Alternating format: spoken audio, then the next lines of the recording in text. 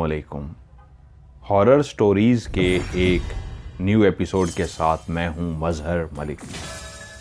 Thank you so much and love you so much आप सबके प्यार भरे फीडबैक का। कल जिस कहानी का आपको मैंने पार्ट 1 सुनाया था, उसी कहानी के और इंतहाई खौफनाक वाक़यात जो उस जादू की वजह से दिन ब दिन और ख़तरनाक होते जा रहे थे।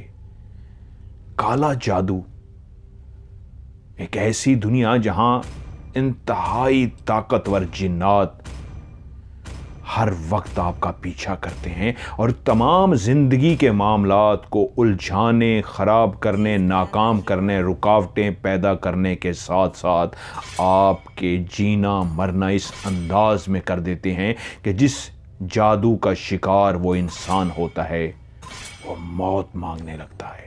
उसको ज़िंदगी से खुद ब खुद नफ़रत हो जाती है और उसके जहन में ऐसे ख़यालात आते हैं कि इसी ज़िंदगी से सबसे खूबसूरत लम्हा वही होगा जब मुझे मौत आएगी। और इस कहानी का वो किरदार जो रियल किरदार है, जो आज भी इसी दुनिया में मौजूद है, जिन्होंने हमारे साथ अपनी कहानी को शेयर किया है फ़र्ज़ी नाम के साथ, आमना और उनके शौहर का फ़र्ज़ी नाम रमीज़। एक ऐसी लड़की जिसको बचपन में जिन्नात से मिलने का बहुत ज़्यादा, उनसे दोस्ती करने का बहुत ज़्यादा जनून था, शौक़ था। उस कमरे में जो सबसे भारी भरकम कमरा था, उस घर का दिया क्या जलाना शुरू कर दिया कि जब एक ख्वाब नज़र आया कि आज दिया क्यों नहीं जलाया, तो फिर ऐसा दिया जलाना शुरू किया कि ख्वाब भी आते गए जो हकीकत का रूप धारते गए। लेकिन फिर वो इन जिन्नात से, जो शायद मामला तो नेक जिन्नात से शुरू हुआ था, लेकिन फिर उसकी ज़िंदगी में काले जादू से जो जिन्नात भेजे गए थे वो इतने ज़्यादा ताकतवर थे कि फिर उसकी ज़िंदगी में वो वाक़यात हुए जो आज मैं आपको सुनाने जा रहा हूँ। वो कहती है कि एक रात ऐसे ही घर के काम काज करके मैं सोने के लिए अपने बिस्तर पर लेट गई। घर के ऊपर वाले पोर्शन में जहाँ मेरा देवर रहता था, अब वाहिद एक ऐसा इंसान था कि जब भी मैं खौफज़दा होती, जब भी कोई ऐसा ख्वाब जो हकीकत बन के सामने आ जाता देखती, तो फ़ौरन उसके बाद दम कराने चली जाती। शौहर जादू की वजह से इस हद तक बीमार हो चुके थे कि बिस्तर पे चले गए थे। अब वो काम काज भी नहीं कर सकते थे कि मैं अपने बिस्तर पे लेटी आंखें बंद करके सोचती फिर से एक ख्वाब में खो गई। फिर से मेरी बंद आंखों के सामने एक ख्वाब को चलाया गया कि मैं देखती हूँ मैं अपने उसी बिस्तर पर सो रही हूँ। नीला आसमान है, नीले आसमान से रोशनी सी निकल रही है, ऐसी रोशनी जैसे टॉर्च को जलाया जाए तो उसके आगे एक बहुत बड़ी गोल सी स्पॉटलाइट सी बनती है। एक ऐसी रोशनी जो दूर तक फैलती है घुप अंधेरे में। ऐसे ही उस नीले रात के तारों भरे आसमान से 3 रोशनियां नीचे की तरफ आईं और तभी मैंने ख्वाब में देखा उन तीनों रोशनियों के अंदर ऐसे था जैसे ये लिफ्ट सी बनी हो। 3 इंतहाई खूबसूरत सी लड़कियां उस लाइट के ज़रिए नीचे ज़मीन पे उतरने के लिए आ रही थीं। उनके पर नहीं थे, लेकिन दूर से ही मेरे दिमाग में खुद ब खुद ख्याल आया कि ये इतनी खूबसूरत हैं, ये कोई इंसान नहीं, ये परियां ही हो सकती हैं। लेकिन परियों के तो पर होते हैं, उनके कोई पर नहीं थे। वो लाइट के ज़रिए ऊपर आसमान से नीचे ज़मीन की तरफ आते आते बिल्कुल ही मेरे सामने खड़ी हो गई। उसी वक्त मैंने देखा कि मैं कैसे वीरान रास्ते की तरफ खड़ी हूँ, ऐसे एक जंगल की तरफ खड़ी हूँ जहाँ इर्द गिर्द ढेर सारे दरख्त हैं और उसके बिल्कुल दरमियान में एक खुला सा मैदान, गोल सा बना हुआ मैदान। उसके एक कोने पे मैं खड़ी हूं और दूसरे कोने पे वही लाइट आके रुकी और उसके नीचे वो तीनों लड़कियां आकर भी उतर गईं। जब वो नीचे आई तो उन तीनों ने एक दफा खड़े होकर मुझे गौर से देखा। उन्होंने बहुत मॉडर्न लिबास पहन रखे थे। उनके सर पे ताज नहीं था, लेकिन सर ऐसे चमक रहा था, चेहरे से ऐसी रोशनी निकल रही थी, वाकई ये इस दुनिया की कोई मखलूक नहीं, किसी और दुनिया की मखलूक हो। लेकिन उनका नक्श, उनका नाक, उनके आंखें, उनके होंठ सब इंसानों की तरह थे। لیکن بہت خوبصورت. پھر تو یہ پریاں ہی ہو سکتی ہیں. میں ابھی کھڑی یہی سوچ ہی رہی تھی کہ ایک وہیں کھڑی رہی اور دوسری دو وہاں سے چلی گئیں، اور جو وہیں کھڑی ہوئی تھی وہ ان سے بولی جلدی واپس آؤ، لے آؤ اسے. یہ بالکل ایک انسان کی طرح آواز تھی، ایک ایسی لڑکی کی آواز جو انتہائی سریلی آواز ہو، جو کانوں میں رس گھولتی ہے. اتنی مٹھاس والی آواز تھی اس لڑکی کی کہ میں نے دیکھا وہ دونوں وہاں سے چلی گئی ہیں اور وہ وہیں پہ کھڑی مجھے مسلسل گھور رہی ہے کہ یہاں تک کہ میں اس کی آنکھوں کی تاب نہ لا سکی. میں نے اپنا سر نیچے جھکا لیا کہ یہ مجھے مسلسل دیکھ رہی ہے، اس کی آنکھوں میں کوئی ایسی کشش ہے. میں برداشت نہیں کر پا رہی کہ تھوڑی دیر کے بعد میرے کانوں نے ایک آواز سنی، چھوڑ دو مجھے، چھوڑ دو پلیز، مجھے چھوڑ دو. وہ دونوں لڑکیاں جو انتہائی ماڈرن لباس کے اندر انتہائی خوبصورت تھی، انہوں نے ایک لڑکی کو پکڑ رکھا تھا. بالکل عام سے نقوش والی وہ لڑکی تھی، اس کے چہرے کے خد و خال بالکل ایک عام سی لڑکی کی طرح تھے، اور اس کے جسم پہ جو لباس تھا وہ بالکل ایک عام سی لڑکی کی طرح تھا. ان دونوں لڑکیوں نے لیفٹ اور رائٹ دونوں سائڈ سے اس کو بازو سے تھاما ہوا تھا. وہ اس انداز میں چل رہی تھی جیسے چلنا نہ چاہ رہی ہو، اپنے بازو کو چھڑانا چاہ رہی ہو کہ بازو کی گرفت ڈھیلی ہو تو وہ نیچے بیٹھ جائے یا لیٹ جائے، لیکن وہ اس کو گھسیٹ کے لا رہی تھی اس انداز میں کہ وہ کہیں کہیں اپنے پاؤں رکھتی اور اپنے پاؤں زمین پہ گھسیٹتی ہوئی آ رہی تھی، اور مسلسل یہی آواز آ رہی تھی، مجھے چھوڑ دو پلیز، مجھے چھوڑ دو. وہ دونوں لڑکیاں لے کے اسی جگہ پہ آ کے کھڑی ہو گئیں جہاں پہ وہ اتری تھیں، اور وہ تینوں اب میری طرف دیکھنا شروع ہو گئی اور مجھ سے مخاطب ہوئی. وہی سریلی سی آواز والی لڑکی جو وہیں پہ کھڑی ہوئی تھی مجھ سے بولی میرا نام لے کے، آمنہ یہ آ گئی ہے، آگے بڑھو اور اس پہ دم کرو، ہم اس کو لے آئے ہیں، آگے آ جاؤ.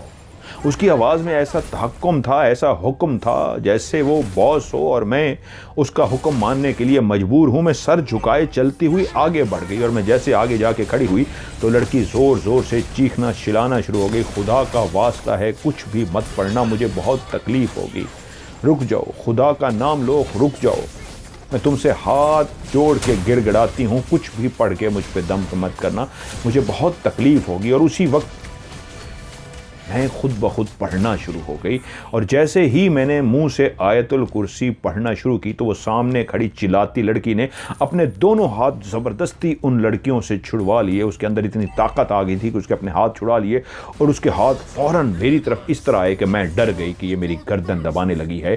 لیکن اس کے وہ دونوں ہاتھ اس انداز میں جڑے ہوئے تھے جیسے کوئی معافی مانگتا ہے، اور اس نے دونوں ہاتھ معافی والے انداز میں آگے کر کے میری تھوڑی کے نیچے رکھ دیے اس انداز میں کہ مت پڑھو میں مر جاؤں گی، مت پڑھو، مت پڑھو، رک جاؤ پلیز، خدا کا واسطہ ہے رک جاؤ، مت پڑھو میں مر جاؤں گی. وہ یہ کہے جا رہی تھی اور گڑ گڑا رہی تھی، اور اسی لمحے میری آنکھیں کھل گئیں، اور جیسے ہی میری آنکھیں کھل گئیں اسی وقت جو پہلا لمس، وہ پہلا جو مجھے آنکھیں کھولتے ہی جھٹکا لگا، وہ میری تھوڑی کے نیچے، چن کے نیچے وہی ہاتھ تھے جو ابھی آنکھیں کھولنے کے باوجود بھی مجھے ٹچ ہو رہے تھے، اور کھلی آنکھوں کے ساتھ ایک ہلکی ہلکی آواز میرے کان سن پا رہے تھے، مت پڑھو مجھے تکلیف ہو رہی ہے، چھوڑ دو، میں تمہارے آگے ہاتھ جوڑتی ہوں، میں تمہارے آگے ہاتھ جوڑتی ہوں، مت پڑھو. اور ابھی بھی میرے کان ان الفاظ کو سن رہے تھے، وہی جو ابھی چند لمحے پہلے خواب کی سی کیفیت میں نے دیکھے تھے، اور اسی لمحے وہ ہاتھوں کو محسوس کیا تھا جو میری تھوڑی کے نیچے، چین کے نیچے موجود تھے، اور ابھی آنکھیں کھلی تھیں، اور پھر بھی ہاتھ، میں ان کا لمس محسوس کر سکتی تھی کہ کلیئر ابھی بھی دو ہاتھ ہیں جنہوں نے میری تھوڑی کو ٹچ کر رکھا ہے. اور جیسے یہ محسوس ہوا میں ایک دم سے مجھے جھٹکا لگا کہ اب تو میں جاگ چکی ہوں، خواب سے باہر آ چکی ہوں، یہ کیا ہے. اسی لمحے میں ایک دم سے اٹھ کے بیٹھ گئی. کمرے کے اندر ایک مکمل سناٹا تھا، کمرے کے اندر بالکل خاموشی تھی، سب کمرے کے اندر سو رہے تھے. ایک میں تھی جس کی دل کی دھڑکن تیز تھی، اور وہ اٹھ کے بیٹھ گئی تھی اس لمس کو محسوس کرتے ہوئے جس نے کھلی آنکھوں سے اپنی چن کے نیچے، تھوڑی کے نیچے اس کو محسوس کیا تھا. کچھ دیر وہاں پہ لمبے لمبے سانس لیتی رہی اور مجھے لگا کہ نہیں، جو کچھ بھی دیکھا ہے وہ خواب سے نکل کے بھی حقیقت پر مبنی ہے۔ اس کا مطلب ہے وہ تینوں پریوں کی طرح کی جو خوبصورت لڑکیاں تھیں وہ یہیں کہیں موجود ہیں۔ میں نے ادھر ادھر دیکھا اور ایک دم سے میرے وجود کے اندر ایک جھرجھری سی آئی، باقاعدہ میرے گوز بم کھڑے ہو گئے، رونگٹے کھڑے ہو گئے۔ میں نے کہا نہیں، مجھے اٹھنا ہے، جلدی سے وضو کرنا ہے اور مصلی پہ کھڑے ہو جانا ہے۔ اور میں نے ایسے ہی کیا، جلدی سے میں اٹھی، اٹھ کر میں نے وضو کیا اور وضو کر کے سیدھی میں آ کے مصلی کے اوپر کھڑی ہو گئی اور میں نے اپنے ہاتھ کو بلند کیا، اللہ اکبر، اور نماز شروع کر دی۔ نماز پڑھنے کے بعد مجھے ایسا لگا جیسے میری زندگی میں سکون سا آ گیا ہے۔ میں اپنے آپ کو بہت ریلیکس محسوس کرنا شروع ہو گئی۔ کافی دیر میں نماز پڑھتی رہی اور جب میں نے سلام پھیرا اور اپنی نماز مکمل کر لی تو مجھے محسوس ہوا یہ کیا تھا، وہ کون لڑکی تھی، وہ کیوں اس کے اوپر دم کروانا چاہتی تھی، اس کو میرے پاس ہی کیوں پکڑ کے لائے، یہ کیسا خواب ہے، بہت عجیب و غریب سا خواب ہے۔ میں الجھ سی گئی تھی اس خواب سے، لیکن جہاں میں الجھی ہوئی تھی، جو خواب دیکھتی ان کی تعبیر یا خواب سے آنکھ کھلتی ویسا میرے سامنے ہو رہا ہوتا۔ آمنہ کہتی ہے وہیں پہ ایک میری بیٹی نماز کے لیے اٹھی، میں بھی اٹھ جاتی تھی، میری بیٹی بھی اٹھ جاتی تھی، اور بعض اوقات ایسا ہوتا کہ میری بیٹی نماز کے لیے پہلے اٹھ جاتی اور اس کے بعد جب وہ وضو وغیرہ کر لیتی مجھے جگا دیتی، ماں اٹھ جائیں۔ عادت میری ایسی تھی کہ میں ہی پہلے اٹھتی تھی، لیکن کبھی کبھی وہ بھی اٹھ جاتا۔ ایسی ہی ایک صبح میں لیٹی ہوئی تھی اور میری بیٹی اٹھ گئی۔ یہاں پہ میں ان کو بیٹی سے ہی مخاطب کرتا ہوں، نام انہوں نے کوئی نہیں لکھا۔ تو وہ جو کہتی ہیں جو باتھ روم ہے وہ اٹیچ ہے ہمارے کمرے کے ساتھ، جو نیچے والے پورشن میں ہے، تو وہ وضو کرنے کے لیے سیدھی واش روم کے اندر چلیں گے۔ اس نے جیسے ہی جا کے واش روم کا نل کھولا تو پتہ لگا کہ پانی نہیں آ رہا، کیونکہ ہمارے گھر کا سسٹم اس طرح کا تھا کہ ٹینکی اوپر چھت پہ لگی ہوئی تھی، جتنے بھی اوپر پورشن بنے ہوئے تھے وہ سب پانی اسی ٹینکی کا استعمال کرتے تھے۔ اور ہمارے گھر کا نقشہ کچھ اس طرح کا تھا، نیچے میرے والا پورشن تھا، اس سے اوپر سیڑھیاں چڑھ کے جب جاتے تھے تو وہ میرے دیور کا پورشن تھا جس سے میں دم کرواتی تھی، لیکن وہاں پہ ایک اس طرح کا بیسن لگا ہوا تھا، وہ جب بھی اس پانی کو استعمال کرتے تو اس کا پانی باقاعدہ نیچے گرتا ہوا کلیئر محسوس ہوتا تھا۔ چھینٹے نہیں پڑتے تھے، اس انداز میں وہ پائپ اور وہ لگایا گیا تھا، لیکن کلیئر پتہ لگتا تھا اسپیشلی رات کے ٹائم کے اوپر کوئی چیز پانی استعمال ہو رہا ہے اور پانی نیچے آ رہا ہے۔ میری بیٹی نے جب دیکھا پانی نہیں ہے تو اس نے کہا اوکے، میں پھر باہر جا کے کسی بالٹی میں کسی چیز میں اگر پانی وغیرہ ہوا صحن میں اس سے باٹل شٹل بھر کے میں اپنا پانی سے وضو کر لیتی ہوں۔ اور ایسے ہی کیا، وہ باہر گئی، انہوں نے جا کے بیٹی نے اپنا پانی وغیرہ کیا اور وضو جیسے ہی سٹارٹ کرنا شروع کیا تو ایک دم سے ان کو محسوس ہوا کہ اوپر والے پورشن سے کوئی پانی کا استعمال کر رہا ہے۔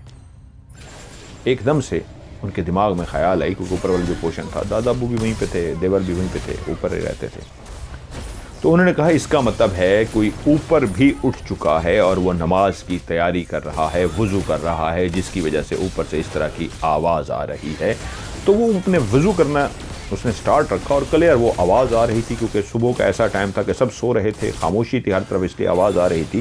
لیکن ایک دم سے وضو کرتے کرتے وہ چونک سی گئی کہ یہ اوپر آواز کیسی آ رہی ہے، پانی کی آواز تھی، نارمل بات تھی، لیکن ایک دم سے چلتی ہوئی اس پائپ کے پاس گئی، پھر تسلی کرنے کے لیے میرا وہم ہے یا پانی چل رہا ہے، تو اس کا وہم نہیں تھا، پانی واقعی کوئی استعمال کر رہا تھا، اور وہ ایک دم سے گھبرا گئی، یہ کیسے ممکن ہے جب ٹینکی ہی خالی ہے، کیونکہ اگر نیچے پانی نہیں آ رہا تو اس کا مطلب ہی یہی ہے اوپر ٹینکی خالی ہو چکی ہے۔ ٹینکی خالی ہونے کی صورت میں ہی نیچے پانی نہیں آتا تھا، تو اوپر کون ہے جو اس بیسن میں پانی استعمال کر رہا ہے؟ پھر بھی اس نے اپنی تسلی کے لیے، ہو سکتا ہے کسی نے کچھ بھرا ہو یا کسی برتن میں جس طرح میں نے ابھی استعمال کر لیا ان کے پاس بھی ہو، اس نے جا کے تسلی کی تو وہاں پہ کوئی بھی نہیں تھا۔ اور جب اس نے اوپر سے تسلی کر لی اوپر کوئی بھی ایسا نہیں ہے جو پانی کا استعمال کر رہا ہو، اور جب وہ نیچے آئی تو نیچے آ کے اس نے دیکھا ابھی تک پانی استعمال ہو رہا ہے، لیکن اوپر تو پانی کوئی استعمال نہیں کر رہا تھا، ٹینکی خالی تھی۔ وہ ایک لمحے میں ہی سمجھ گئی معاملہ گڑبڑ ہے اور وہ جلدی سے اندر آ گئی۔ اس نے مجھے جگا دیا، بہت سہمی ہوئی تھی اور بولی ماں ایسے ہوا ہے۔ میں کہا کوئی بات نہیں، میں نے اس کو نارمل کیا، میں بھی اس طرح باہر وضو کیا اور ہم دونوں نے نماز پڑھی۔ یہ والا جو منظر میری بیٹی نے دیکھا تھا، کیونکہ یہ منظر میرے ساتھ بھی ایسا ہو چکا تھا، اور کیونکہ کلیئر میں بھی اسی انداز میں دے چکی تھی کہ پانی ٹینکی کے اوپر ختم ہو گیا، نیچے پانی نہیں آ رہا، اور جب میں باہر گئی تھی تو اسی طرح کوئی وضو کر رہا تھا، اور جب مجھے پتہ لگا پانی نہیں ہے اوپر، اس طرح کا کوئی سلسلہ نہیں ہے کہ وضو کر سکے، تو میں سمجھ گئی تھی۔ لیکن جب میری بیٹی ڈری تو کیونکہ میں اس واقعے سے واقف تھی کہ کوئی وضو کرتا ہے، تو اس لیے میں نے اس کو جلدی سے کور کر لیا۔ وہیں پہ ایک اور واقعہ ہوا۔ اب سب اپنے اپنے بستر پر سو رہے تھے،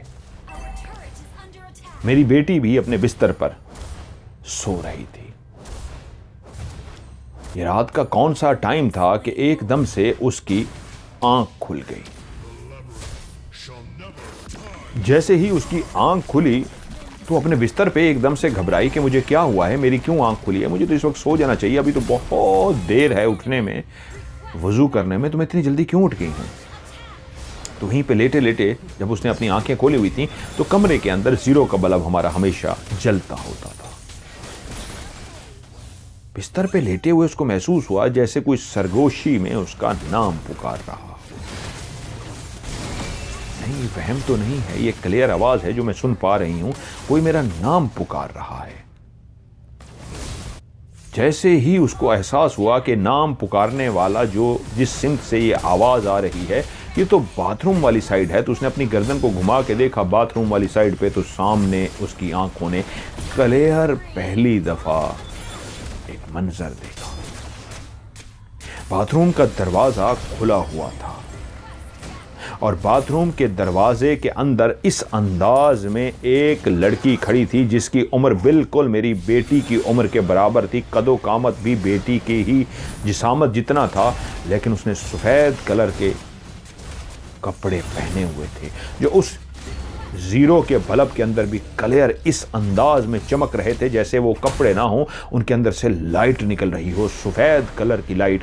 لیکن اس لڑکی نے اپنے سارے بال کھولے ہوئے تھے، اس کے بال بہت ہی لمبے تھے، اتنے لمبے کہ اس نے اپنے سارے بال کھول کے اپنے منہ کے آگے ڈالے ہوئے تھے اور نیچے زمین تک اس کے بال جا رہے تھے۔ عموماً لڑکیوں کے اتنے بال لمبے نہیں ہوتے، کسی کے گھٹنے تک بھی چلے جائیں بہت بڑی بات ہوتی ہے، لیکن وہ جو سر کے اوپر، منہ کے اوپر، چہرے کے اوپر بال ڈال کے کھڑی تھی اس انداز میں کہ اس کے سارے بال نہ صرف زمین پہ ٹچ ہو رہے تھے کہ تبھی میری بیٹی کی نگاہ پڑی، زمین پہ بھی اس کے بالوں کا گچھا بن کے پڑا ہوا تھا، اتنے بڑے بال تھے کہ زمین پہ جا کے گچھا بن گیا تھا۔ یعنی اگر وہ کسی سٹول پہ، کسی کرسی پہ کھڑی ہوتی تو تب بھی اس کے بال زمین کو ٹچ ہوتے۔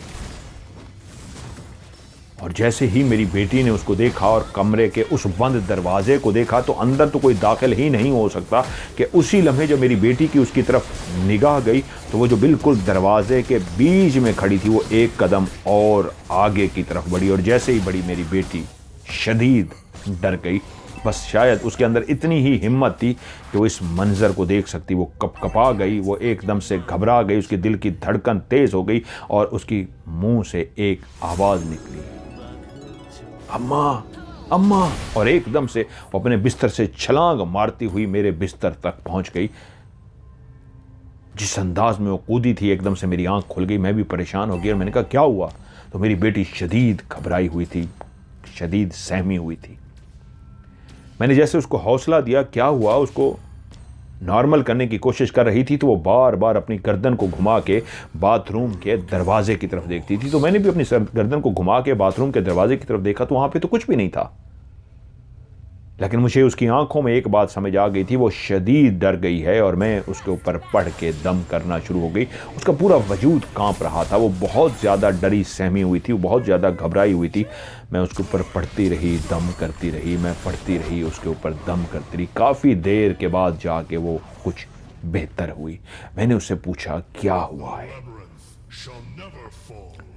तो उसने मुझे बताया कि उस दरवाजे के सामने में एक लड़की को खड़े हुए देखा है। उसका ये हुलिया था, उसके चेहरे के आगे इस तरह बाल थे और वो आगे बढ़ी थी जैसे मेरी तरफ आ रही हो। मैं एकदम से घबरा गई थी। वो रात सारी उस दिन सोई नहीं, सारी रात डरती रही, जागती रही और मैं भी उसको लेकर बैठी रही जब तक सुबह नहीं हो गई। और जब सुबह हुई उसको लेके मैं देवर के पास गई ऊपर और जाकर उसको दम कराया। तब जाके कुछ उसकी हालत बेहतर हुई, लेकिन शायद ये अभी इब्तिदा थी। वो ज़िंदगी की परेशानियाँ, वो मुश्किलात, वो जिन्नात, वो काला जादू जो मैं भुगतते आ रही थी, मैं नहीं जानती थी इससे कई गुना ज़्यादा बढ़ के मेरी बेटी के साथ होने जा रहा था।